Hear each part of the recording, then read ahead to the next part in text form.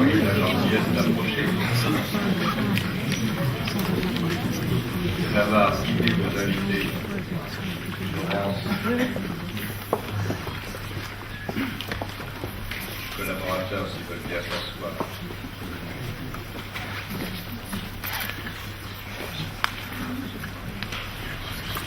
Mesdames, Messieurs, bonsoir et bienvenue dans ce beau site du Conservatoire national de région, l'équipement de la communauté urbaine de Grand Nancy. C'est M. Navarre, son directeur, qui nous accueille et je vous prie d'accepter les excuses de Anne, notre collègue, ancienne maire de Hougomont, qui aujourd'hui occupé par des soucis de santé dans sa famille. Monsieur le préfet, merci avec les collaborateurs de l'État, les deux directrices, la directrice et la représentante de monsieur le recteur, je salue de votre présence. Nous sommes à l'aube d'une forme de partenariat particulièrement novateur et à travers vous, je veux saluer beaucoup d'équipes, les équipes de la Caisse d'allocation familiale et de l'Union départementale des familles, l'Office nancéen des personnes âgées, l'Office municipal des sports, les maisons de jeunes et de la culture, les ateliers de vie de quartier, les amis de l'UNICEF et l'équipe dirigeante de l'UNICEF. Mesdames, merci de votre présence. Les responsables associatifs, les anciens et les nouveaux membres du Conseil des jeunes, le Conseil de la vie étudiante, des parents, des enfants, chères concitoyennes et chers concitoyens. Je suis un petit peu solennel dans la démarche, c'est volontaire parce que nous souhaitons donner du sens et un regard novateur sur cette démarche qui n'a rien à voir avec la gestion classique des dossiers et qui se veut un moment de réflexion sur l'état de notre société, sur tout ce qui se passe, le monde tel qu'il est, tel que je ne le connais pas, tel qu'il est violent, tel qu'il est exaltant, mais qui aujourd'hui façonne notre vie et surtout, ce qui nous paraît le bien le plus précieux, façonne, modèle la vie des enfants, la vie des adolescents, des jeunes,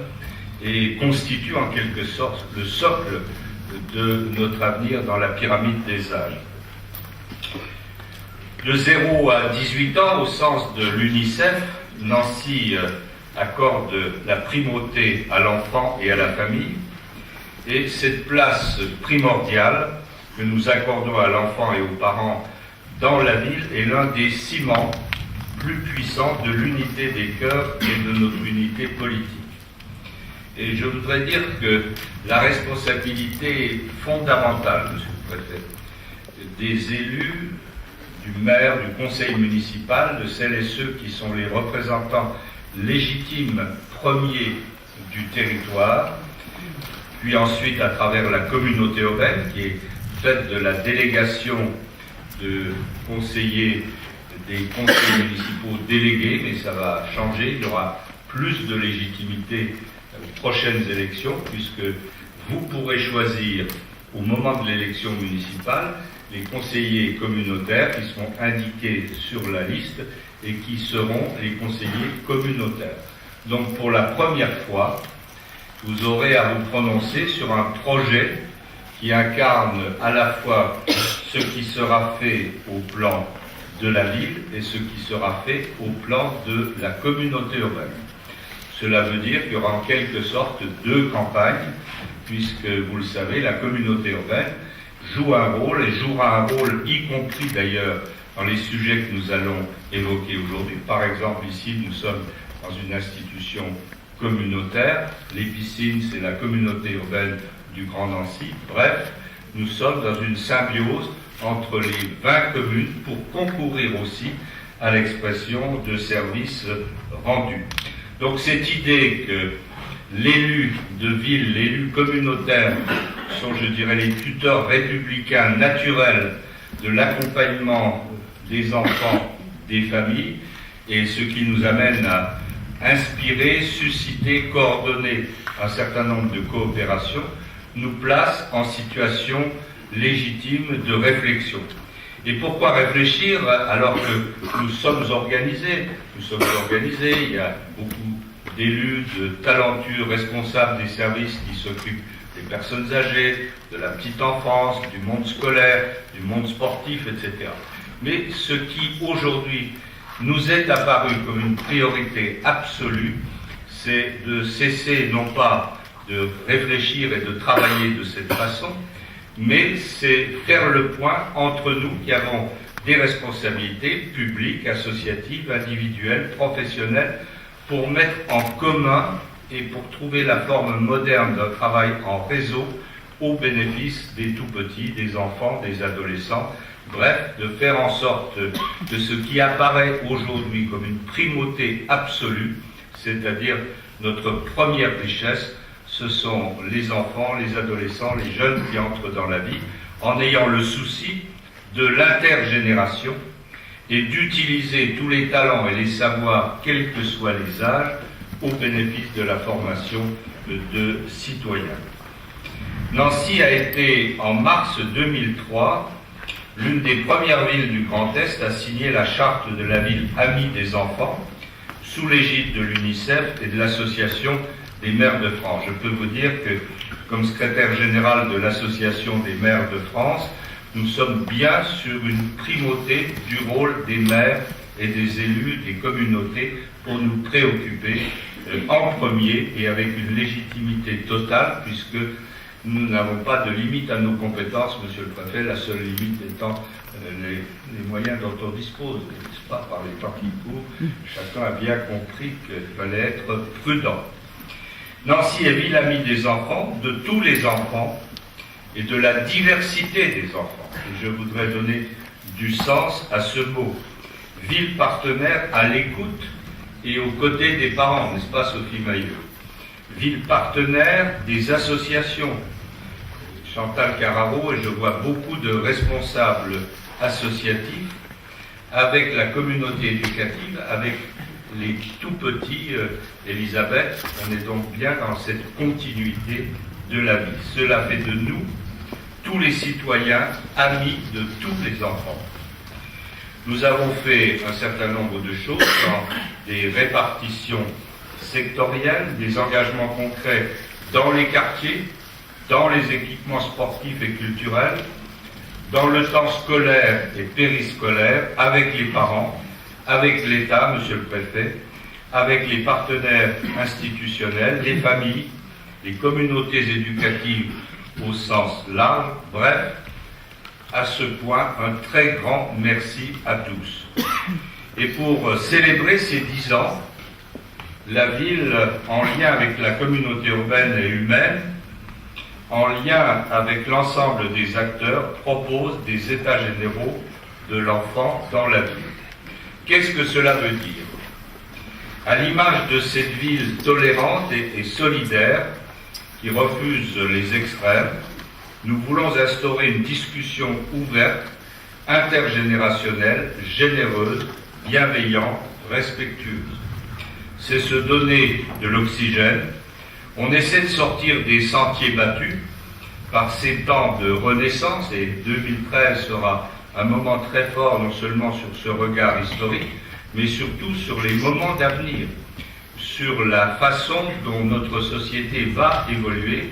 Quelle renaissance, alors que nous sommes en période de crise, pouvons-nous imaginer? Ce sera ce travail sur les jeunes, sur les enfants, un moment d'invention des choix d'avenir. Le monde a considérablement bougé, l'Europe, la France changent, la société a évolué avec des incidences certaines sur le quotidien des enfants et de leurs parents, sur les risques sociaux, sur l'emploi, sur le chômage, sur les problèmes de sécurité, sur les problèmes d'addiction, on en parlera tout à l'heure. Bref, aujourd'hui, être un citoyen responsable, c'est aussi être conscient du monde dans lequel nous vivons de manière objective et d'assurer ensemble, dans l'intergénération, dans la transversalité des habitudes et des cultures, ce partage. Il n'a échappé à personne que divers sujets agitent l'actualité nationale. Nous avons eu un débat intéressant au Congrès des maires sur la refondation de l'école. Le débat sur la famille a été évoqué, puis amendé par le président de la République. La question des rythmes scolaires, avec un moratoire annoncé sur 2 ans. Donc aujourd'hui aussi, l'ensemble des pouvoirs publics, depuis le haut de l'État jusqu'aux élus et aux citoyens, tout le monde aujourd'hui est sur la brèche. Il faut anticiper et surtout savoir s'adapter. Il ne faut pas se crisper, il faut inventer, il faut partager, il faut convaincre, il faut communiquer certainement différemment. Il faut surtout, et là je redeviens médecin, être proche des gens, être à l'écoute, partager, conseiller, savoir faire appel à toutes les compétences qui sont exceptionnelles dans une ville comme Nancy. Bref, il faut prendre la vie telle qu'elle est à bras-le-corps et se mobiliser. Il faut faire des choix partagés. C'est bien ainsi que nous vous invitons à travailler. Pendant plusieurs mois, c'est le programme qui vous attend, à travers des forums de proximité thématiques.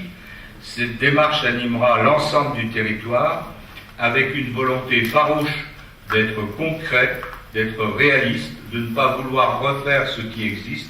Quelquefois, et c'est le rôle du maire et des élus municipaux, être des ensembliers légèrement différents qui savent toujours rassembler. Et c'est sur cette base-là que nous souhaitons vous mobiliser. Regard partagé, rester un temps d'écoute réciproque, un moment de découverte et de redécouverte, et un temps de créativité collective. On est bien sur une grande mobilisation citoyenne, humaine et sociétale, sur la base de la devise de l'UNICEF, agir pour et avec les enfants. Et je pense que nous sommes sur des rapports profondément nouveaux. Nous travaillerons ensemble dans l'unité et la solidarité des générations pour servir ce que nous appelons pour le Grand Nancy la communauté urbaine et humaine. Être concret, déboucher sur des choix concrets et renouveler avec ce que j'ai souvent expliqué à mes collègues, que pour les enfants, pour les tout petits, pour les enfants d'âge scolaire, pour les collégiens, les lycéens, les étudiants, les apprentis, il y a 2 filières dans la vie. Il y a ce qu'on appelle l'école du savoir. Cette école du savoir, elle est assumée par tous les professionnels talentueux qui existent et qui organisent à tous les échelons de la vie scolaire des filiations, mais avec toutes les difficultés, les mobilisations pour compenser des retards, des fragilités, mais aussi l'autre volet. C'est ce qu'on appelle l'école de la vie, c'est-à-dire le tout petit, c'est la naissance, c'est la famille, c'est l'accueil de l'enfant dans la famille, c'est toutes les évolutions de l'organisation parentale que nous connaissons aujourd'hui. Cette école de la vie, elle est profondément liée aux vies culturelles, familiales, spirituelles des uns et des autres, et elle apporte, je dirais, cet environnement de l'enfant. Elle fait jouer notamment en premier lieu aux villes, aux intercommunalités comme le Grand Nancy, un lieu de soutien, d'accueil, dans le périscolaire, dans les activités d'accueil, d'éveil des enfants, dans le soutien à l'action à l'extérieur avec les associations, les centres sociaux, le réseau des maisons de jeunes. Bref, hier, monsieur le préfet, nous étions sur le plateau avec nos collègues maires de Laxou et de Maxéville. Nous voyons bien l'exceptionnel réseau associatif et de talents qui sont là autour de l'enfant dans la vie. Eh bien, cette école de la vie, elle est structurée par la légitimité territoriale que représentent les maires, les élus, l'intercommunalité, avec le partenariat, et notre maître mot, personne n'a la science infuse dans ces domaines. Nous avons une responsabilité humaine, politique, sociétale. Nous entendons tirer les conséquences des situations telles que vous nous aiderez à les percevoir. C'est un formidable moment d'écoute, et moi qui ai quelque antériorité dans la fonction, je puis vous dire que c'est la première fois que nous avons envie de travailler de cette manière. Nous le faisons sans nous en rendre compte, mais je pense qu'aujourd'hui, nous sommes tous des créatifs, tous des femmes et des hommes qui cherchent à faire partager leurs ambitions. On aura aussi à faire des comptes, parce que l'argent, 1 euro est 1 euro, et que tout ceci peut coûter de l'argent. Nous aurons à identifier des projets, à programmer des adaptations par rapport à ce qui existe, à phaser un petit peu des écoutes. Nous aurons surtout un temps d'écoute pendant plusieurs mois, et c'est ce à quoi je vous invite. Et je dirais que l'idée est de grandir ensemble, puisqu'on parle des enfants. On est tous des enfants, quelque part. Et l'idée est de grandir ensemble dans la confiance, et monsieur le préfet, votre présence en porte-témoignage avec les valeurs de la République que vous incarnez. Je vous remercie.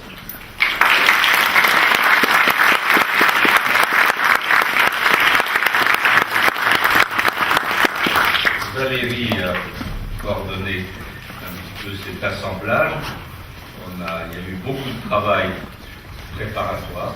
On n'arrive pas comme ça avec beaucoup d'amis, de partenaires par hasard. Il y a eu du travail préparatoire. On souhaite aujourd'hui que sur la base de cette vision liminaire en quelque sorte des choses qui n'est pas personnelle mais qui résume les choses telles que nous avons pu les appréhender, on puisse vous écouter. Puis ensuite, il y aura dans les mois qui viennent des groupes de travail. On va vous donner une idée de ce que pourraient être des témoignages ou des premières participations de personnalités nationales et de compétences pour nous donner et vous donner et nous donner ensemble envie d'organiser des choses et de se parler. Et puis, chaque fois, il y aura la nécessité de relever ce qui est intéressant, ce que l'on peut faire, ce qui est à portée, ce qui est hors de portée, et surtout, ce que l'on peut faire en sortant des habitudes et en sortant, je dirais, des responsabilités classiques. Mais à l'inverse, c'est sur la force de ce travail antérieur que nous pouvons nous appuyer, et nous appuyer surtout sur votre amitié, votre écoute et votre partage. Bien, bonjour à toutes et à tous. Alors, mon rôle est assez simple, c'est effectivement de coordonner un petit peu tout le travail qui va émerger pendant ces mois sur les états généraux de l'enfant dans la vie. Avoir un enfant, c'est une chance. Avoir un petit enfant, c'est une chance. Et aujourd'hui, on peut aussi dire qu'avoir un arrière-petit enfant, c'est une chance. Rien qu'à l'aune de cela, on se rend compte à quel point notre société a évolué. À quel point les différentes générations, aujourd'hui, font que, pour faire un citoyen, eh bien, il n'y a pas que les parents, il n'y a pas que les grands-parents, il n'y a pas que l'école, il n'y a pas que la ville, il y a tout le monde. Et notre idée aujourd'hui, c'est de dire, la République, elle a une devise qui est belle, que nous partageons tous, liberté, égalité, fraternité, nous y adjoignons évidemment laïcité, et à cette belle devise-là, qui souvent est marquée au fronton à la fois de nos mairies et de nos écoles, avec cette belle devise-là, nous devons faire des citoyens. Et chacun d'entre nous, quel est notre poste, notre fonction, notre place dans une institution, nous avons à faire grandir ces enfants, nos enfants, les enfants des autres, pour en faire justement ces citoyens de demain, qui seront éclairés, prévoyants, en capacité d'appréhender un monde complexe, monsieur le maire nous l'a dit, un monde mouvant, mais un monde dans lequel les valeurs seront toujours une référence. Et ces valeurs sont avant tout, évidemment, placées et basées sur l'humain. Alors, notre idée aujourd'hui, c'est de vous proposer à chacun, sur un certain nombre de groupes de travail dont je vais vous donner la liste, qui sont chacun managés par des élus référents, eh bien vous proposez de vous associer à cette réflexion, à ce travail.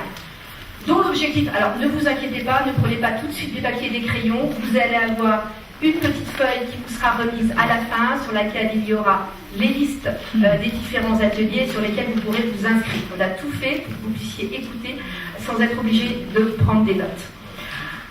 L'objectif au travers de ces différents groupes de travail, c'est de faire en sorte que des parents, j'ai envie de dire de simples parents, parce que c'est eux la base de la référence et de l'éducation d'un enfant. Les grands-parents, les arrière-grands-parents, il y a des gens d'office d'anciens des personnes âgées ici, des associations, des institutions, quelles qu'elles soient, l'école, bien sûr, puissent nous rejoindre pour réfléchir à la façon dont tous ensemble, on utilise ce beau slogan, grandir ensemble.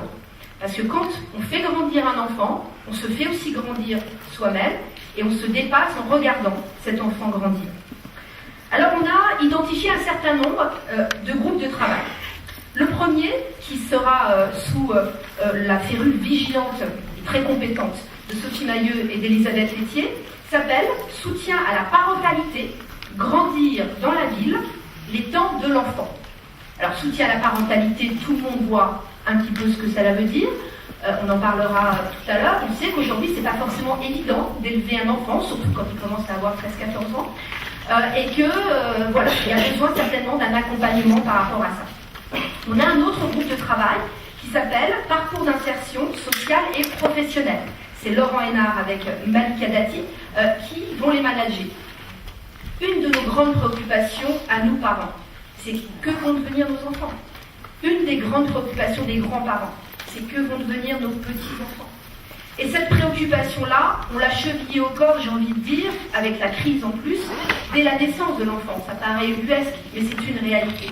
Comment la ville, avec ses moyens, peut demain nous aider tous, vous aider tous, par rapport à cela. Un autre groupe avec Chantal Carraro, Fanny Jussani et Jean-Luc Thieler, l'enfant dans l'espace public.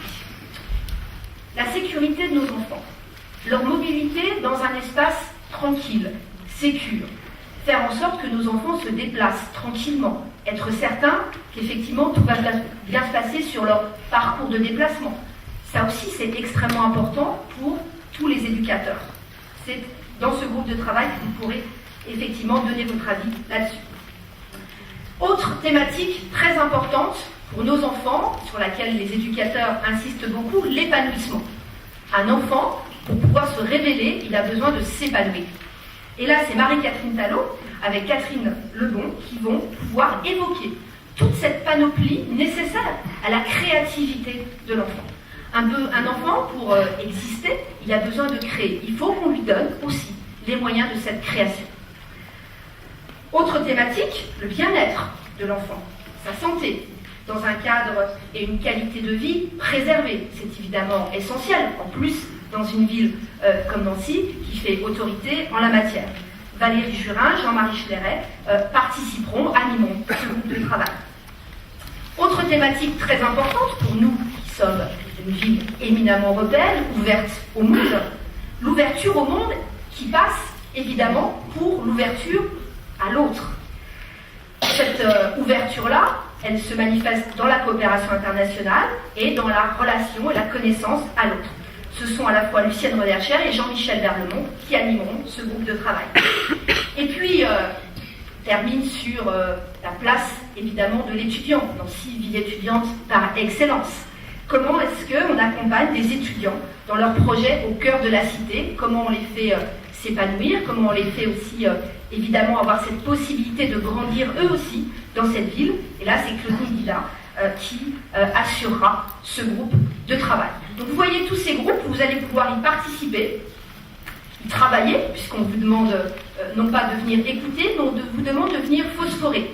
On vous demande d'avoir des réflexions qui doivent être iconoclastes. Il ne faut pas avoir peur des réflexions qui peuvent paraître étranges. On tire toujours quelque chose d'une réflexion, bien au contraire. On va vous demander de bien vouloir vous y inscrire sur un calendrier qui est assez simple. D'ici au mois d'avril, il y aura à minima 2 réunions qui vous seront proposées par vos référents de groupe, dans lesquelles vous pourrez échanger, travailler, vous confronter, parce que les idées, ça se confronte, et ça, c'est important. Et puis au mois d'avril, on aura ce moment des états généraux formels entre nous, où on va pouvoir vraiment mettre en place ces idées, ces propositions, qui trouveront une forme de concrétisation dans des projets d'ici à la fin de l'année 2013. 2 réunions de préparation d'ici au mois d'avril, le moment formel, parce qu'il faut aussi à un moment poser les choses des états généraux du mois d'avril, et à l'issue, le temps de la formalisation en projets concrets. Notre idée, c'est d'avoir 15, 20 projets concrets, mais des choses qui pourront être réalisées, qui devront donner lieu à des choix, parce que faire de la politique, c'est aussi faire des choix, et qui permettront effectivement d'avoir cette réalisation-là. Voilà le planning. Ce que je vous propose maintenant, c'est de passer directement à la table ronde. Et je vais demander à 2 jeunes du Conseil des jeunes, on a pris un garçon et une fille, pour respecter la parité. Mélinda Gallas et Maxime Titry de bien vouloir nous rejoindre. Merci à vous. À Aurélie Lamblin de nous rejoindre aussi. Aurélie qui est maman, le plus beau métier du monde. Au docteur Jacques Weinberg de bien vouloir nous rejoindre aussi. Président de l'Institut de sexologie, vous êtes un ancien, actuel, futur ancien, et je crois que vous avez redécouvert notamment la ville de Haute hier avec beaucoup de plaisir. Et puis à Philippe Capello, qui est le président de la MJC de Bourgard et de l'Union locale des MJC, vient pouvoir nous rejoindre également.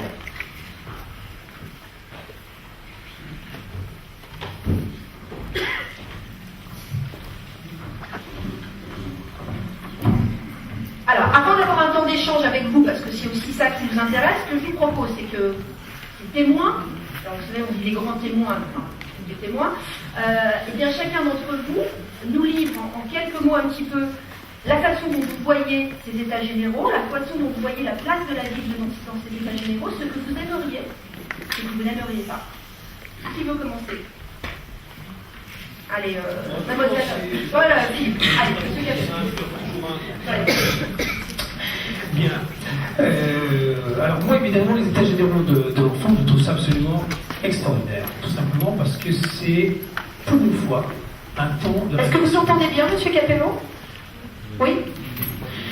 Pour une fois, donc, on a un temps de réflexion. On va pouvoir un tout petit peu se poser, réfléchir, sans impératif, si ce n'est effectivement la date anniversaire, qui sera importante.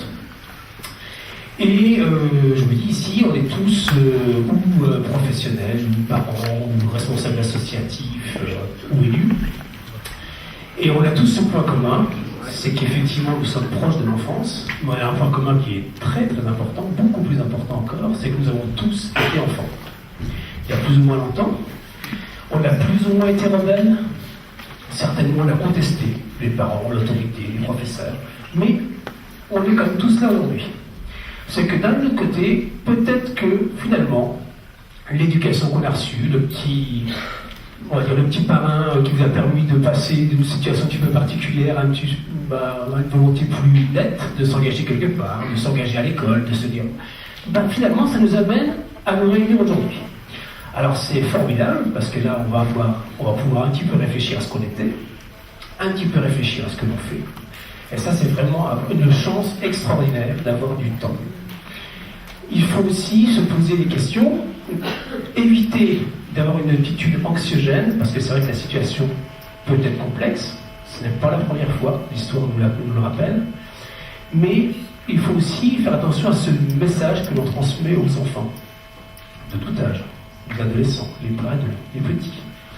C'est très important d'avoir ce rapport sain, être conscient des choses, mais également se dire que finalement, le rôle des parents, de ce que l'on est, a un rôle très important. On passe aussi la volonté de réussir, la volonté d'arriver, la volonté de s'en sortir.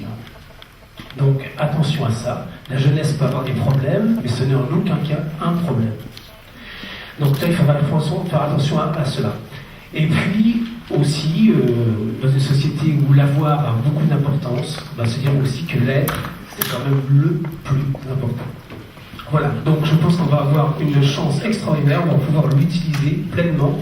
Il y a beaucoup de gens de diverses expériences, donc je pense que ça va être un grand moment de partage, et donc c'est évidemment que j'y adhère fortement.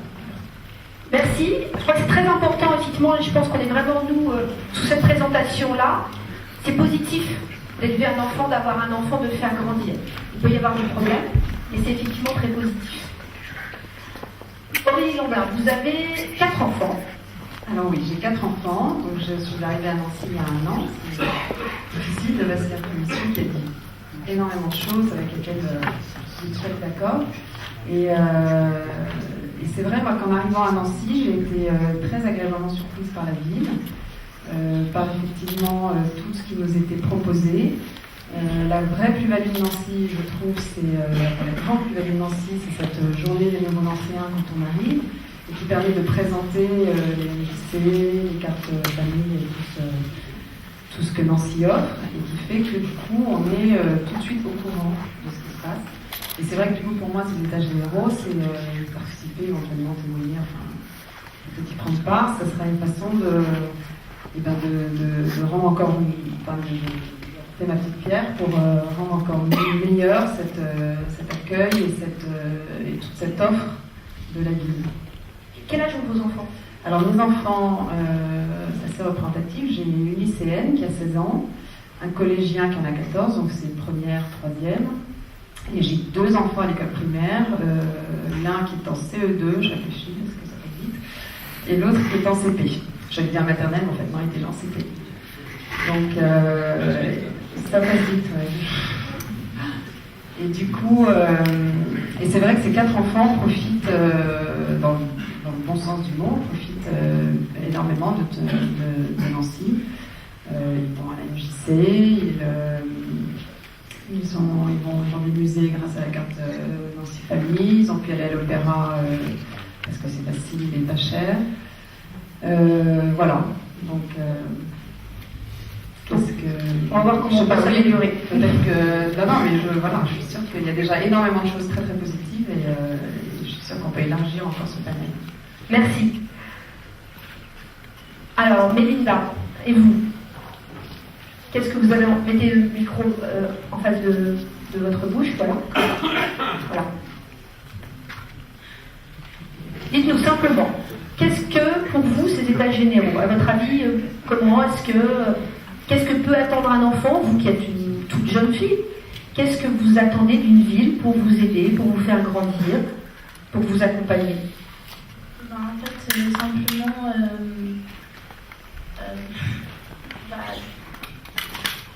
On peut pas dire que c'était préparé.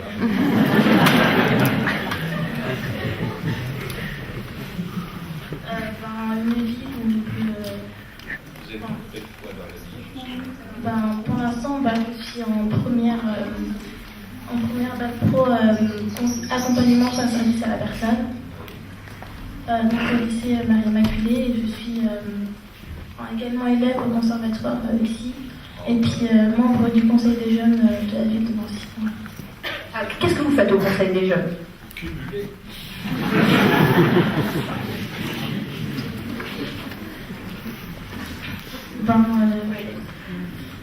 Au conseil des jeunes, vous avez fait un certain nombre de choses et vous allez continuer. Voilà. Oui, je trouve que c'est bien que la ville nous donne l'occasion de s'exprimer, ce qu'on pense. Voilà. Merci. On va passer à Maxime qui est à côté de vous. Eh bien, moi personnellement, je trouve que cette assemblée est tout bonnement propice à cette ville. Une ville très engagée sur l'enfance, sur la jeunesse, la solidarité, notamment par le biais de divers conseils comme le conseil des jeunes, toutes les MJC. Je trouve que cette ville est franchement très active dans la jeunesse qui représente l'avenir de notre société, où chaque jeune peut participer, non pas en tant que simple receveur de la société, mais en tant qu'acteur réel, et où on a des possibilités de s'engager, de s'investir réellement et d'aboutir à des projets qui nous tiennent à cœur. Merci Maxime. Alors, on va terminer par le professeur Benberg. Vous êtes consultant pour l'OMS. Vous avez écrit beaucoup sur toutes les problématiques de l'adolescent, de la sexualité, de la santé, de l'éducation à la santé. Tout sujet extrêmement important quand on est éducateur. Qu'est-ce que vous attendez de ces états généraux? Et je pense que l'expression du maire développer. C'est-à-dire qu'en fait, on ne peut pas avoir la prétention d'inventer en ce qui concerne le savoir et en ce qui concerne les activités des différents échelons de l'administration, des élus. Ce qui, peut-être le mot qui n'a pas été prononcé, c'est celui que je vais m'arroger, et qui est sans doute la finalité d'une telle initiative, c'est le mot de bonheur. La vraie question d'une telle initiative, pour qu'elle n'échoue pas, c'est de savoir si, au fond, les anciens vont être plus heureux grâce à ces échanges, et grâce à ces objectifs. Car, au fond, ils sont déjà encadrés. Vos administrés, ils sont encadrés, ils sont soutenus dans les limites qui sont celles qui vous sont imposées, dans les limites qu'imposent plein de critères objectifs. Au fond, la question qui fâche, c'est de savoir s'ils sont plus heureux. Et je pense, pour ma part en tout cas, qui vais tenter de porter un peu assistance modestement sur ces questions de l'intimité, sur ces questions de la parentalité. Je pense que tout de même, il ne faut pas oublier cette question de la joie de vivre et du bonheur à titre tout à fait individuel, car au fond, il n'y a pas de normes possibles. Mais n'est-ce pas là exactement ce que vous entendiez dans la création de cette initiative?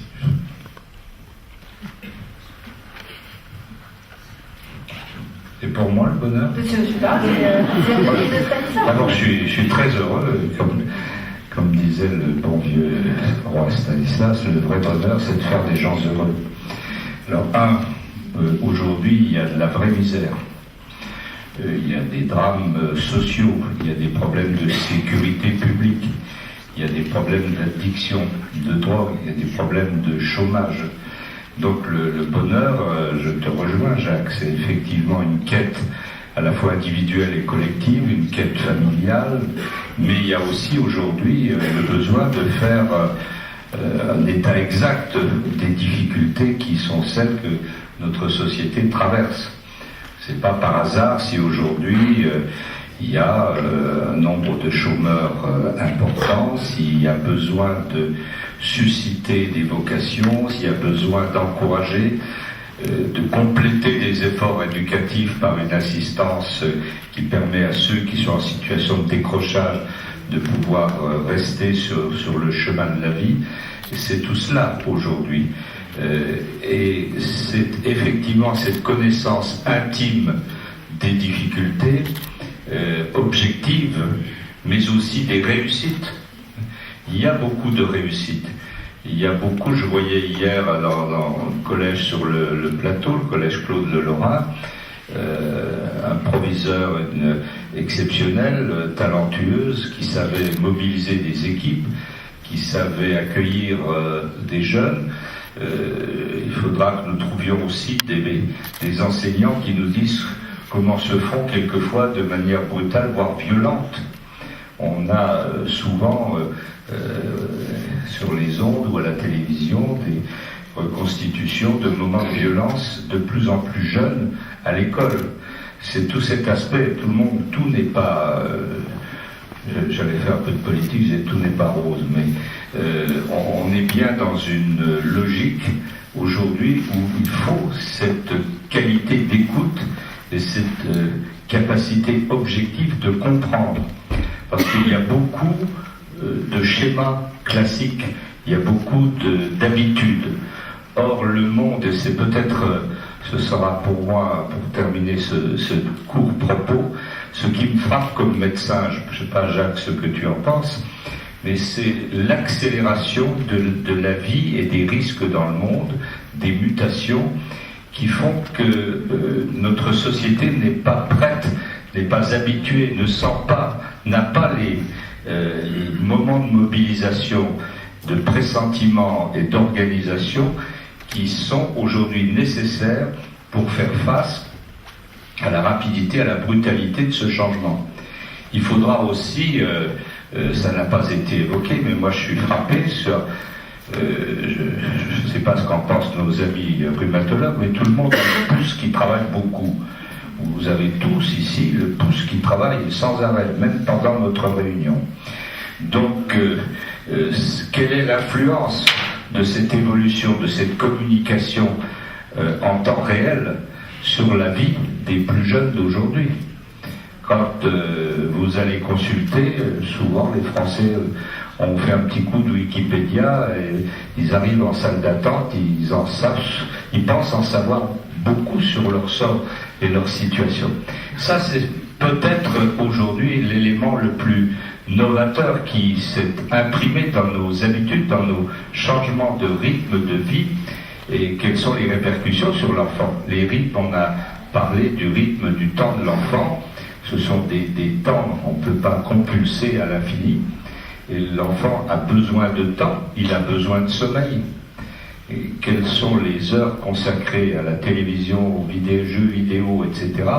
Il faut faire un peu le bilan, il faut lever un peu le temps consacré à la vraie lecture. Hein. Tout cet aspect des choses, là, si on laisse la société s'emballer dans une certaine mesure, qu'est-ce qu'on laisse derrière nous sur cette approche? Or, toutes les générations sont concernées. Et si vous ajoutez à cette rapidité, cette exigence, cette passion, cette addiction sur ces formes nouvelles de communication, si se surajoutent des moments graves en matière économique, en matière sociale, ça fait beaucoup d'éléments d'agressivité et de fragilité pour les enfants, pour les parents, pour l'environnement, pour les problèmes de drogue, d'argent, de vol, de violence. On voit bien que c'est ça, objectivement, la réalité de la situation.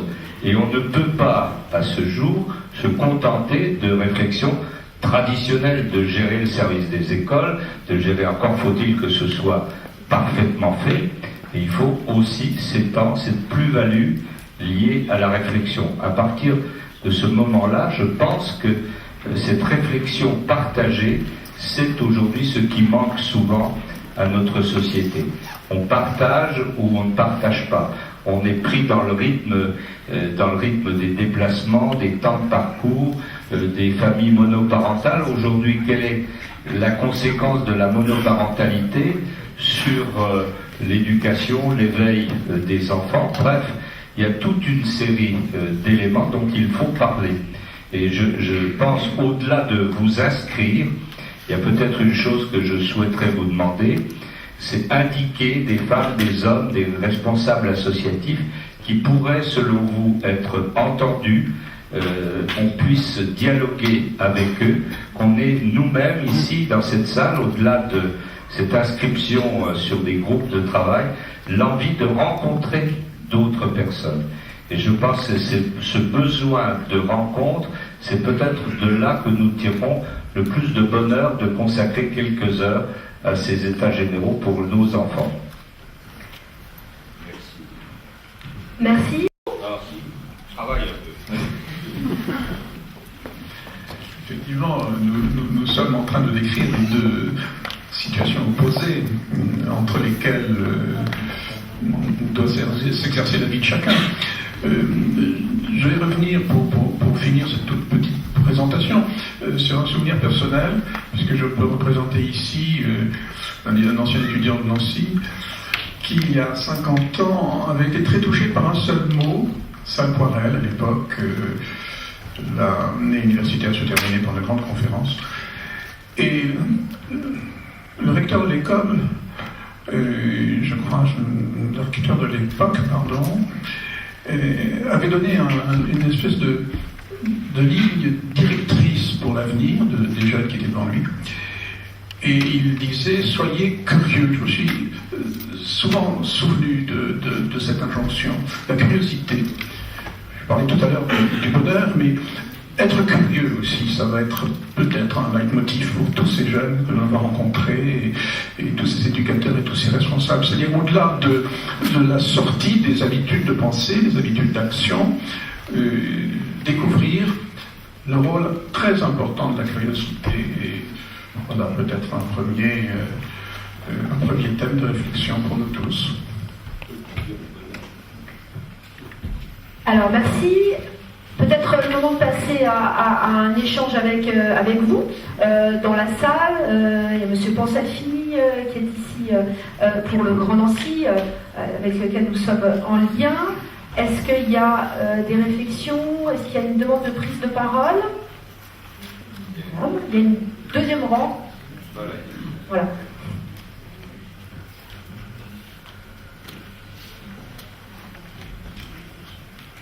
Vous avez la gentillesse de vous présenter? Oui, je suis Anne Foucault, secrétaire de l'atelier de vie de quartier Poincaré à l'Atelier France Roche, Croix-de-Bourgogne.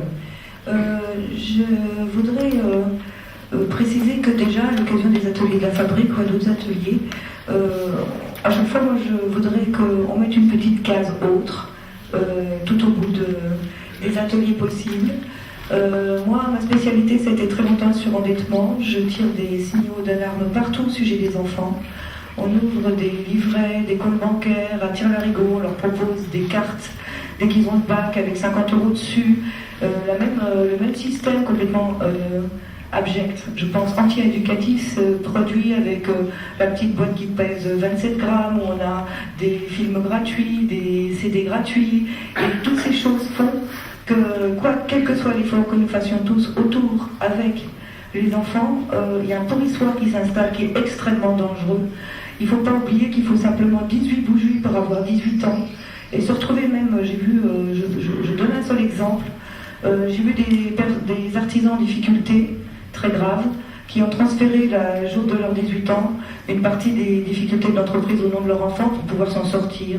Cet enfant-là qui avait des qualités s'est retrouvé dans des systèmes judiciaires de tribunaux de commerce dont je vous passe les détails. Donc j'aimerais bien que nous ayons l'esprit libre et la largesse suffisante pour pouvoir insérer à l'intérieur de tous ces domaines qui sont très attractifs le côté ni positif ni négatif, mais la course d'obstacles de l'enfant le jour de ses 18 ans. Merci. Alors par rapport au coût, je ne l'ai pas dit tout à l'heure parce que ce n'est pas exhaustif, excusez-moi, mais nous avons prévu, notamment dans la thématique sur l'épanouissement de l'enfant, de parler d'argent. Parce que c'est vrai qu'un enfant, ça n'a pas de prix, mais ça a quand même un coût. Et qu'on connaît tous les difficultés que cela peut générer pour un certain nombre de familles qui, malheureusement, vont être dans ces problématiques de stigmatisation, de marque, d'obligation, effectivement, pour être dans un référentiel, d'acheter à leurs enfants un certain nombre de choses. Donc c'est quelque chose qui nous semble évidemment très important. Donc dans cette thématique-là, vous pouvez vous y inscrire et venir avec votre remarque, vos propositions. Voilà. Est-ce qu'il y a d'autres prises de parole, de demandes de parole dans la salle? Monsieur? Je me présente Pascal Yepka, je suis dirigeant d'entreprise d'une entreprise dans le service à la personne, la garde d'enfants plus particulièrement, donc complètement concerné par les états généraux et que je tiens très sincèrement à vous féliciter de cette démarche. Il y a juste une seule remarque, pourquoi vous n'intégrez pas plus les entreprises?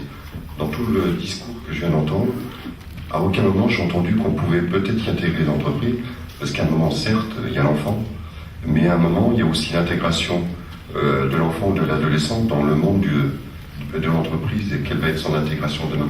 Alors certes, il y a le monde associatif, mais je pense que vous partagerez avec moi que le monde économique ne marche pas qu'avec le monde associatif. Alors en fait, dans le parcours d'insertion sociale et professionnelle, il y a toute la partie orientation scolaire aussi, mais découverte des métiers. Voilà. Et effectivement... Malika ou Laurent. Donnez-moi un micro.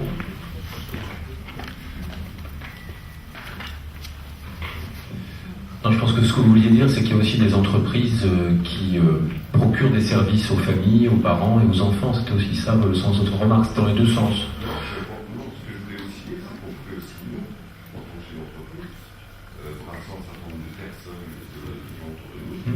Et ça, c'est dans l'atelier insertion, mais je pensais que par rapport à votre activité aussi, vous vouliez faire part de votre expérience. Non ? Parce que nous, évidemment, dans l'atelier insertion, c'est clair qu'on va travailler avec les employeurs, peu importe qu'ils soient publics ou privés, c'est pas le sujet d'ailleurs.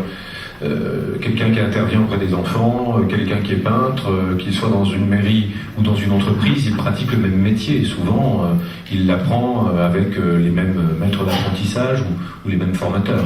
Donc, de ce point de vue-là, il n'y a pas de... Et je pense que vous avez aussi des choses à dire peut-être en fonction de votre activité, parce que vous êtes sur le temps des parents par rapport à la vie active, les différentes tranches d'âge des enfants. Vous avez vous aussi un regard sur tout ça. Vous commencez tôt, mais ça dure longtemps votre intervention.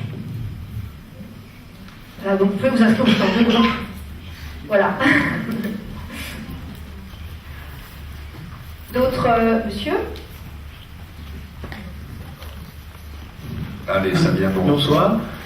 Pour ce soir, je ne suis que le porte-parole provisoire du réseau Éducation sans frontières et j'avais besoin de vous signaler des problèmes un petit peu délicats.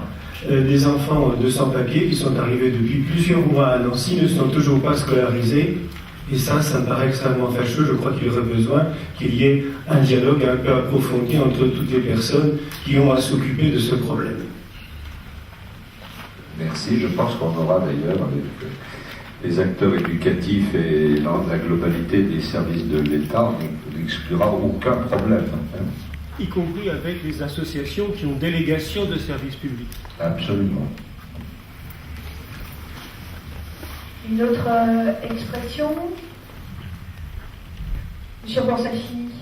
Oui, je voudrais saluer Éric Pansalfini, qui est maire de Saint-Max, qui est un professionnel de l'éducation physique. Alors, il a hérité d'une très belle délégation à la communauté urbaine.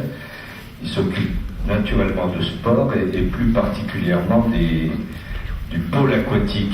Nous dire un petit peu comment ce pôle aquatique dont on a un peu parlé, qui va travailler aussi sur le thermalisme avec Marie-Catherine, mais peut être dans l'accompagnement de la vie des enfants, depuis les tout petits jusqu'aux grands aînés, un espace sportif au service d'un projet. Éric, toi qui es enseignant et qui gère de grandes choses. Alors, je ne sais pas si je gère de grandes choses, mais permettez-moi déjà de vous saluer et d'excuser mon retard. Et je ne pourrai malheureusement pas rester longtemps parce que André étant aussi bien placé pour lui, on a énormément de missions le week-end. Donc je viens entre un mariage et une association, d'ailleurs une assemblée générale, dont la présidente s'appelle Anne Foucault, ça ne s'invente pas, madame, et elle gère une association coup de pouce donc d'aide à l'éducation. Donc permettez-moi aussi d'intervenir à la fois comme vice-président du Grand Nancy, puisque j'ai en responsabilité les grandes infrastructures sportives, bien que le sport ne soit pas une compétence intercommunale, elle est une compétence communale par contre, et à la charge bien entendu de l'équipe municipale qui gère sa ville. Donc d'où l'importance de bien penser. Et moi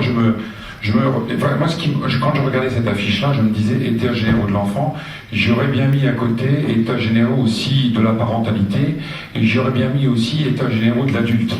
Parce que finalement, tout ça est extrêmement lié. Pour accompagner l'enfant dans ce monde difficile, il est évident que les parents, comme les adultes dont nous sommes en responsabilité, doivent mettre un certain nombre de choses en place pour effectivement retrouver ce bonheur dont on parlait tout à l'heure et de s'exprimer au mieux pour cet enfant dans la vie.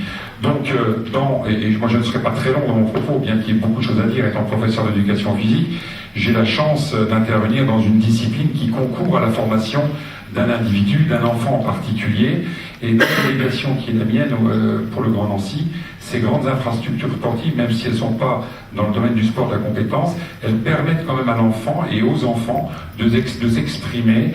On a parlé, André Rossino a parlé du pôle nautique, du vol aquatique, pardon. On a aussi le pôle nautique, on a le golf, on a un certain nombre de grands équipements qui permettent aux enseignants, aux éducateurs, effectivement, d'accompagner les enfants dans la formation sportive. Et la formation sportive, elle s'apprend au travers de termes comme les règles, le respect des règles, le respect, bien évidemment, de la relation humaine avec un adulte. Et donc, tout ceci concourt, bien entendu, à former les enfants ou vos enfants. Donc, on a un grand regard exercé, j'ai envie de dire professionnel, sur les outils qu'on met en place, sportifs, pour permettre, effectivement, ce développement de l'enfant. Alors, bien évidemment, il y aurait beaucoup de choses à dire encore, cher André, là-dessus. Et je crois que l'école, monsieur faisait allusion tout à l'heure à l'entreprise. Enfin, je ne vous ai pas sans savoir qu'en troisième, en seconde, les jeunes sont ouverts dans le milieu de l'entreprise, ils font des stages. Ils sont certes un peu trop courts, encore à mon sens, pour bien aborder cette notion de travail, de relation dans le travail. Mais en tout cas, là, il y a aussi des espaces qui existent qu'il faut probablement encore améliorer, mais ce n'est pas forcément de la responsabilité ou de la compétence d'une ville, c'est aussi de la compétence de l'éducation nationale. Donc, et le sport, c'est aussi une compétence de l'éducation nationale. Donc à ce titre-là, et dans le Grand Nancy, il me semble qu'un certain nombre de choses sont mises en place. Je vous rappelle quand même, par exemple, que le pôle aquatique, puisqu'on y a fait allusion, le savoir nager, c'est quelque chose de fondamental qui met en sécurité, j'ai envie de dire, à la fois l'enfant, mais aussi les parents, et qu'on a fait un réel effort dans ce sens-là, d'ouvrir nos piscines, et gratuitement pour les enfants, de la maternelle, de la dernière section maternelle, jusqu'au CM2, et qui permet d'appréhender ce savoir nager qui est utilisé par les professeurs d'éducation physique en 6e. Et donc tout ça, la communauté urbaine, bien entendu, met à disposition à la fois les piscines, mais aussi les maîtres nageurs qui permettent d'arriver à ce savoir nager. Et dans ce savoir nager, il y a un certain nombre de compétences attendues à la fois par l'enseignant, mais j'ai aussi envie de dire par les parents, puisque quand il s'agit d'aller après en vacances, sur vos lieux de vacances, on y va quand même un petit peu plus serein et en sécurité quand on a un enfant qui sait nager. Donc ça c'est un modeste exemple, il y en a bien évidemment plein d'autres dans les différentes pratiques sportives qu'on permet de faire aux enfants, alors pas forcément qu'aux Nancéens, excuse-moi André, mais aux grands Nancéens, puisque là on est bien évidemment dans une notion très transversale et très intercommunale, puisque les Maxois que je représente aujourd'hui modestement, bien évidemment, profitent à temps plein des installations du Grand Nancy.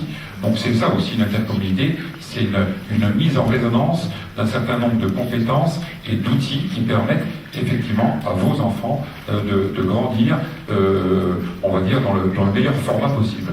Voilà, en quelques mots, ce que je voulais dire cet après-midi. Merci. Merci Eric. Yann. Il y avait un jeune homme aussi là-bas.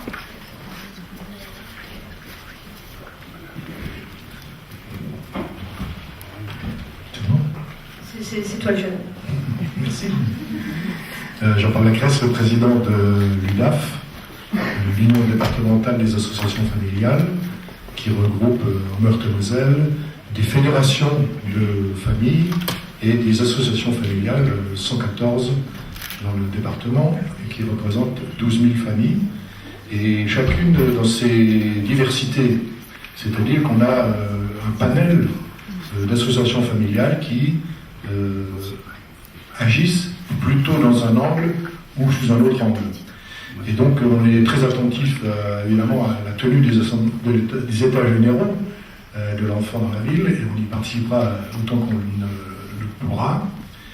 J'entendais tout de suite le responsable des piscines qui disait qu'il faut apprendre à nager aux enfants, il faut leur apprendre à nager dans la piscine, mais il faut aussi leur apprendre à nager dans la vie.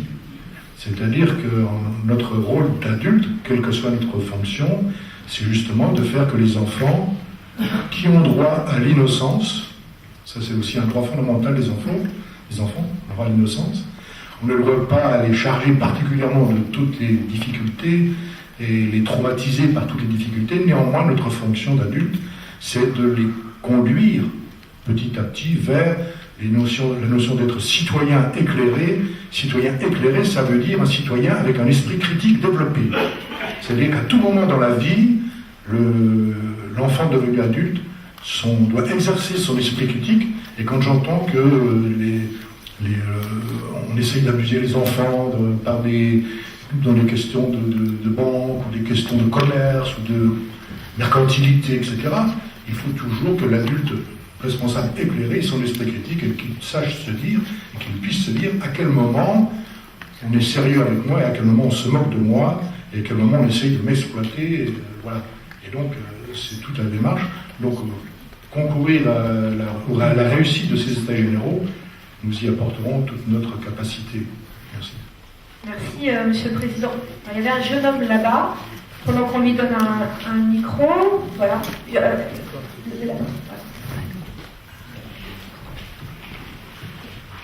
Bonjour à toutes et à tous. Valentin de Tout, donc je suis étudiant à Nancy, dans le Conseil des jeunes et président du collectif Jeunesse d'Avenir. Je voulais donc tout d'abord, je pense qu'on peut saluer l'initiative qui est celle d'organiser les états généraux de l'enfant dans la vie. Je voulais juste appuyer un point, celui qui est que les états généraux de l'enfant dans la vie se situent bien dans la 10e année, hein, vous l'avez dit, de l'engagement de Nancy dans l'engagement en vue de la nuit des enfants. Et c'est véritablement important parce que À mon sens, il y a une véritable génération de l'ami des enfants. Et je le dis puisque j'en fais partie. C'est une génération, ce sont des jeunes qui se sont engagés très tôt, à partir de 8 ans, 8-9 ans. Ça a été mon cas, par exemple. Donc ça peut faire sourire, ça peut paraître un peu anodin, mais c'est important parce que ça marque. C'est une expérience qui marque. C'est une belle opportunité aussi, ces états généraux, pour le montrer. Et d'ailleurs, depuis, j'ai toujours été engagé. Donc, comme quoi, ça a son importance pour les jeunes. Et c'est vrai que ça marque tout un parcours. C'est aussi l'apprentissage de la vie citoyenne et de la vie politique aussi, dans le sens de la cité. C'est important aussi. Et ça pose aussi une autre problématique qui est celui de la poursuite d'un engagement. Parce qu'on ne fait pas partie à vie aussi de cette génération du l'année des enfants. Et donc, il y a une transition. Et bien, dans toute cette expérience qui nous est donnée par ces engagements-là, c'est aussi de poursuivre soi-même son engagement à travers la création d'associations, par exemple. C'est comme ça qu'avec un ami, on a créé Jeunesse d'avenir aussi, qui lui-même avait connu aussi des engagements vis-à-vis des enfants. Donc, je vous dis l'impact que ça peut avoir. Ça pose aussi la question, c'est aussi un travail d'apprentissage, parce que dans les conseils de jeunes, par exemple, dans les conseils d'enfants, nous sommes encadrés. Et donc, nous rencontrons plein de partenaires institutionnels, que ce soit du monde associatif, que ce soit du monde politique, et aussi des encadrants administratifs. Et tout ce monde-là fait qu'il y a une véritable synergie qui s'exerce dans ces instances. Et donc, après, on est nous-mêmes acteurs de l'intergénérationnel et de l'intragénérationnel. Parce que dans une même génération, et l'année des enfants, il y a des jeunes qui vont poursuivre leur engagement, donc qui sont jeunes adultes maintenant, et ces derniers vont accueillir des nouveaux, des enfants de 8-9 ans qui vont commencer leur engagement. Et donc, au Conseil des jeunes de la ville de Nancy, par exemple, je prends un exemple, celui du parrainage, où les anciens conseillers jeunes deviennent parrains du Conseil des jeunes et vont parrainer les nouveaux arrivants. Et donc, ça pose toute cette question. Alors, voilà, c'est plein d'éléments qui sont importants, c'est vrai, à souligner. C'est, il faut l'espérer, poursuivre tous ensemble, avec nos différences évidemment, l'engagement que représente, cette aventure que représente les États généraux de l'enfant dans la ville, et plus globalement cet engagement de l'ami des enfants, parce que c'est un pari du passé, c'est un pari du présent, mais c'est aussi un pari du futur. Et donc nous avons la chance d'avoir cette dynamique, il faut donc la garder et puis la poursuivre. Voilà. Merci à toutes et à tous. Bravo, tout à fait dans tous les groupes de travail. Madame devant. Monsieur Lacresse rappelait les droits de l'enfant. Alors moi je voudrais quand même rappeler un droit archaïque des enfants qui a été perdu au fil des siècles, c'est l'allaitement maternel au profit du lait de vache. Or, il n'y a pas de lait de vache sans la sexualité d'un taureau. Alors combien de temps qu'on y discute de la famille homosexuelle, enfin je crois que vous appelez ça. Alors c'est certain que l'homosexualité, que l'hétérosexualité, l'hétérosexualité a ouvert la porte à l'hétérosexualité. Voilà, c'est très bien. Voilà. D'autres questions? Monsieur le professeur Pierson, qui était un universitaire et un pédiatre éminent, comment il voit l'évolution des choses, lui, qui est un jeune grand-père? Voilà, c'est ce que vient de dire notre interlocuteur précédent, donc avant, c'est-à-dire l'étudiant. Il me donne l'envie de dire quand même quelques mots alors que j'hésitais, par timidité. Ah, c'est sûr, Michel. La timidité, c'est le problème des oreilles et puis du cerveau. Mais je voulais suivre un peu ce qu'il nous a dit concernant l'engagement des jeunes eux-mêmes, parce que j'ai vécu la même période avec 1, 2, 3, 4, 5, 6, 7 décennies de différence, ou presque. Parce que c'était avant la guerre. Avant la Deuxième Guerre, nous avons commencé à participer, les jeunes de 10 à 12 ans, à quelque chose de tout à fait insolite, c'est la résistance. C'est la première fois que cette génération, il y en avait déjà eu avant, mais on ne le savait pas, s'est engagée à s'occuper de trouver la bonne voie et par derrière la victoire, ce que l'on peut appeler actuellement le bonheur.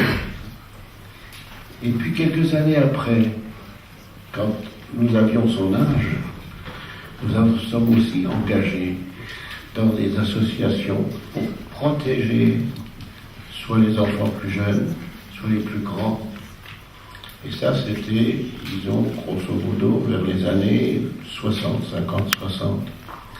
Après, quand on est entré dans la profession, en tant que pédiatre, c'était évidemment mon objectif majeur, notre objectif majeur, et nous avons créé un certain nombre de sociétés. Je ne vais pas passer là-dessus, mais c'est pour te dire que 20 ans après, on avait continué à chercher à aider. Puis, bien entendu, en tant que professionnel, on avait les moyens d'aider, c'est-à-dire qu'on avait appris son métier, on aimait son métier, et on s'y consacrait à 100%. Mais ce que nous avons vu en même temps, c'est pendant qu'il y avait des forces positives pour protéger l'enfant, je vais dire, sur tous les plans, il y avait des forces négatives dont je ne vais pas parler parce que il y a de quoi parler pendant des heures. Mais les deux choses existent. Et je crois qu'actuellement, il y a encore effectivement pas mal d'institutions. Et ce que vous venez de dire les unes et les autres, les uns et les autres, c'est qu'il faut penser qu'il y a des choses positives qui se font et il faut s'y associer. C'est peut-être là où il y a une difficulté majeure, c'est qu'il y a tellement de sollicitations que les gens ne savent plus où ils en sont. Alors, je pense que c'est une idée de revenir avec les États généraux. Je pense à ça parce que j'ai été président de l'UNICEF pendant quelques années, ça remonte à plusieurs décennies. Mais là, on s'occupait beaucoup de l'aspect physique et de la misère et des maladies. Et non seulement en France, mais surtout beaucoup à l'étranger. Ce qui fait que ça nous mettait un petit peu en dehors de ce que je cherche à faire maintenant. Et je pense que donc l'initiative de faire la résurgence de l'idée des États généraux pour l'enfant, il faut y associer effectivement aussi le problème de la famille, parce que c'est l'enfant et la famille. Et quand on est arrière-grand-père, avec déjà 5 arrière-petits, garçons et filles, on s'aperçoit qu'ils sont extrêmement présents auprès de tous. Et il n'y a rien de plus délicieux pour un pédiatre de se retrouver à certaines réunions de famille où il y a les 4 générations ensemble et qui parlent. Et je pense que ça, c'est quelque chose qui vous marque beaucoup. Alors je pense que si on peut aider dans un domaine ou un autre, on introduira la notion de l'amour de la famille et sur le plan, j'allais dire professionnel, l'éthique s'appliquer à la défense de l'enfant et de la famille. Là, il y a beaucoup de choses à dire, on ne va pas faire maintenant, mais on fera ça dans les réunions ultérieures. Merci. Merci à Michel.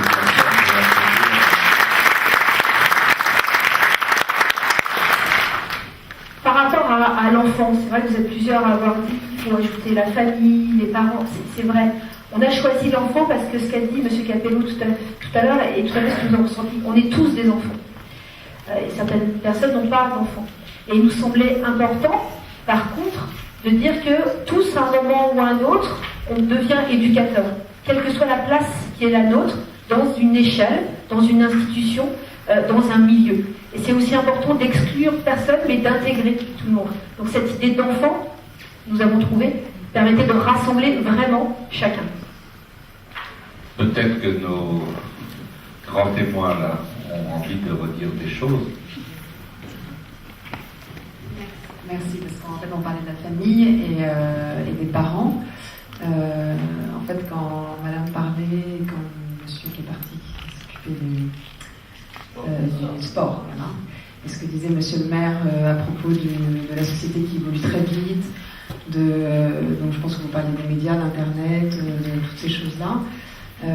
Déjà, il y a une chose qui me semble importante, c'est qu'effectivement la ville fasse beaucoup, mais que soit bien, non pas séparé par que soit bien déterminé le rôle des parents, de la famille, justement, et celui de la ville. que d'une part les parents et la famille n'attendent pas trop de la ville, et inversement, que la ville ou l'école ne se décharge pas, enfin, voilà, qu'il y ait un partenariat, mais pas une confusion des genres. Mais pour que cette confusion des genres ne se fasse pas et que les parents aient tout leur rôle, je pense que certains parents, en tout cas, n'ont pas, comme vous dites, sont peut-être des grands enfants, n'ont pas eu cette éducation ou cette aide que nos enfants, grâce à ces états généraux, vont peut-être avoir.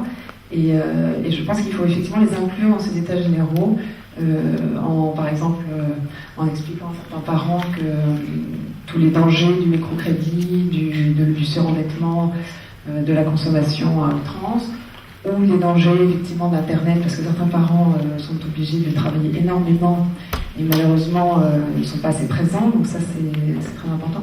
Donc je pense qu'il y a quand même un rôle d'éducation également, enfin d'éducation, je ne veux pas infantiliser les parents non plus justement, mais un rôle d'éducation et de certains, enfin même des parents. Il y a des parents qui sont désarmés, il y a des parents qui sont dépassés par cette évolution trop rapide, parce que c'est vrai qu'en 10 ans ça s'est énormément accéléré, et même à 40 ans il y a des choses qu'on ne comprend pas.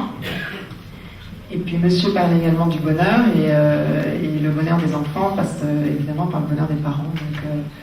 Donc des parents qui ne sont pas heureux et éclairés ne peuvent pas soutenir leurs enfants. Donc je pense que les parents sont très impliqués dans ces états généraux, mais impliqués dans le sens où on doit également s'occuper d'eux aussi. Inspectrice de l'éducation nationale, j'ai en charge le secteur primaire, notamment au plateau de l'Aie, dans les écoles de Laxou, de Maxéville et Orcugne-Velanoé. Voilà, je représente Madame la rectrice ce jour. Donc, pour ma part, je pense que les états généraux de l'enfant constituent une occasion de conforter les très bonnes synergies qui sont déjà en œuvre avec les différents acteurs, mairies et associations. Mais tout n'est pas parfait, nous serions en Corée du Nord. Donc c'est un travail au quotidien que nous tissons avec les parents, les associations, vos services, monsieur le maire, sur des cafés des parents, des semaines portes ouvertes. Au quotidien, nous associons les parents, parce qu'effectivement, de la maternelle de 2 ans, je parle pour moi au CM2, et après au collège, je suis régulièrement au collège. C'est là que se constitue la personnalité de l'enfant. Alors déjà jusqu'au CM2, on voit que les affaires se gâtent avec l'entrée dans l'adolescence. Voilà ce que je peux dire.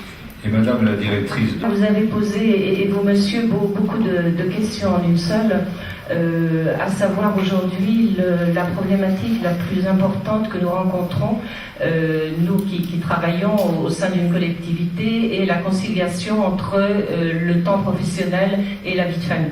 Bon, c'est évident parce qu'il y a encore, j'allais dire quelques années, les enfants venaient en crèche. D'abord, il n'y avait que le système crèche, c'est tout. C'était 5 jours par semaine, c'était 8h, 18h, et voilà, tout était réglé, ça ne posait pas de problème. Aujourd'hui, nous avons d'une part la diversification des types de travail, travail à temps partiel, travail à 80%, arrêt de travail pour des causes de chômage, reprise pour des stages, et des reprises parfois très très rapides, et si on n'a pas un mode de garde pour l'enfant, eh bien la maman ne peut pas retravailler. Je dis la maman, monsieur, parce que il est vrai que dans 80% des cas, c'est la maman qui se trouve dans cette problématique, mais elle est la même quand il s'agit d'un papa. Bref, donc si vous voulez, tout ceci, l'on voit bien être en pleine mutation.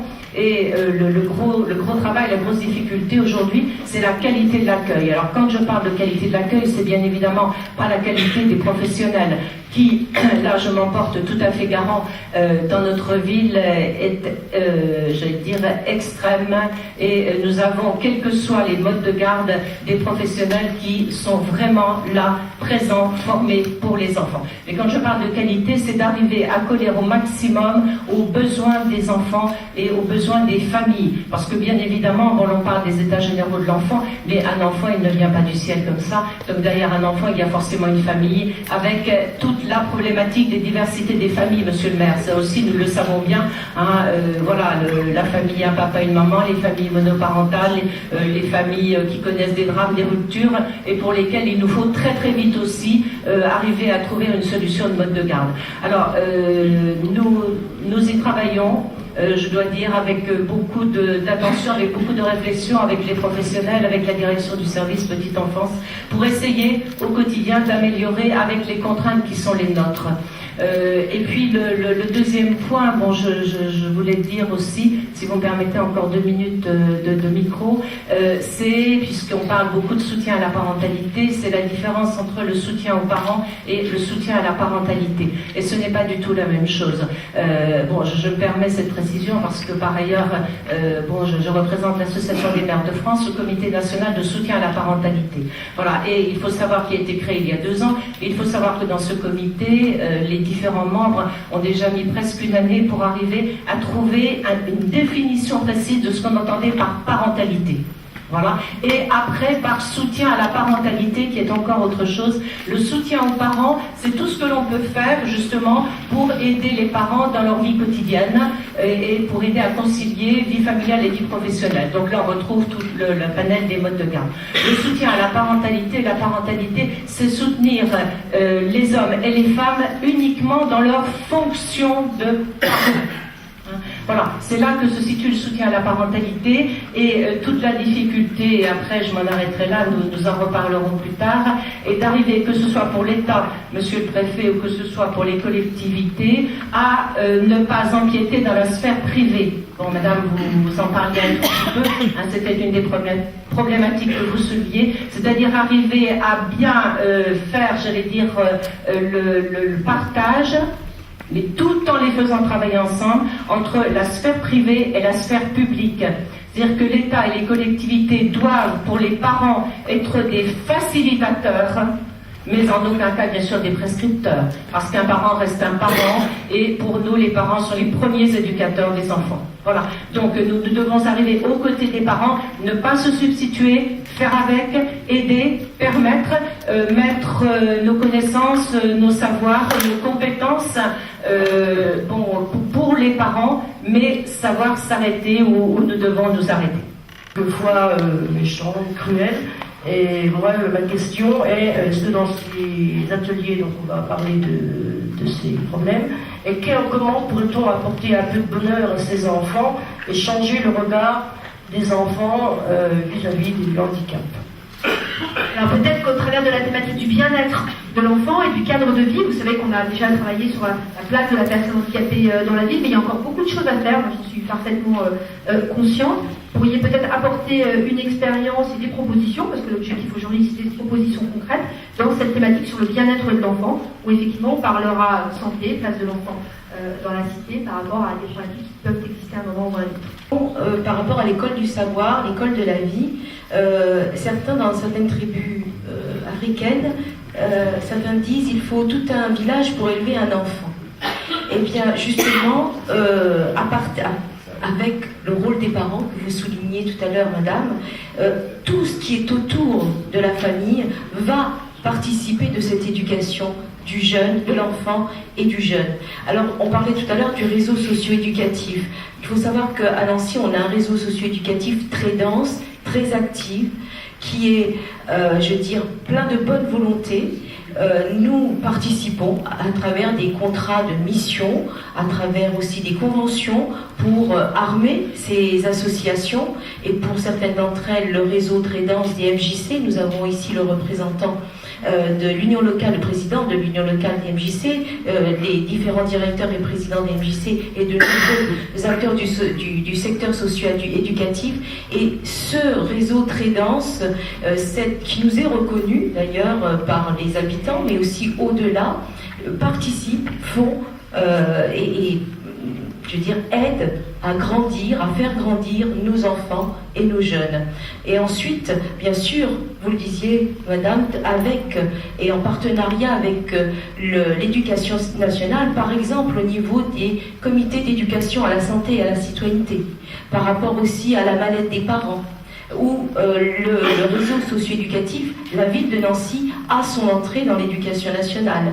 Et on participe justement à cette élaboration, co-élaboration ou co-construction, parce que le mot est à la mode, de cette évolution du jeune. On parlait aussi tout à l'heure de confiance, de regard positif, et c'est tout à fait ce que nous apportons et ce que nous transmettons à travers les valeurs républicaines, et les valeurs aussi, je veux dire, du respect, alors du bonheur bien sûr, du respect de soi, du respect de l'autre, et ça je tiens vraiment à souligner et à remercier toutes les présidents et les animateurs et les bénévoles aussi du secteur socio-éducatif qui concourent à faire en sorte que ces jeunes soient éduqués, alors pas avec le complément des parents, mais éduqués en plus, en dehors et en complémentarité de tout ce que peut apporter la famille et l'éducation nationale. Ensuite, eh bien, nous les conduisons, et avec Malika Dati qui est là, avec Laurent Hénard, justement, ce groupe de réflexion qui est d'amener les enfants, excusez-moi les élèves, parce que comme le disait tout à l'heure le maire, je suis principale de collège, d'amener les enfants et les jeunes à la porte de l'insertion professionnelle, et c'est ce que ce groupe de réflexion va pouvoir travailler. Moi, je voulais aussi apporter, tout à l'heure Valérie a parlé du groupe de travail sur les déplacements des enfants, des jeunes. Alors, excuse-moi Valérie, mais c'est un petit peu réducteur par rapport au groupe de travail, parce que le groupe de travail, c'est la place du jeune dans l'espace public. Alors, quelle est sa place privée dans les associations publiques, sur les places, dans les jardins, dans la rue, mais aussi la place dans la réflexion et la mise en place justement depuis 96 du Conseil de jeunes, et là récemment avec Sophie Mailleux du Conseil d'enfants, c'est-à-dire la place du jeune dans le débat public. Comment est-ce qu'il peut apporter, lui, sa part de réflexion, son engagement, on parlait tout à l'heure d'un engagement. Et je voulais vous dire aussi, par exemple, vous savez que lorsqu'on a fait un sondage IFOP l'année dernière,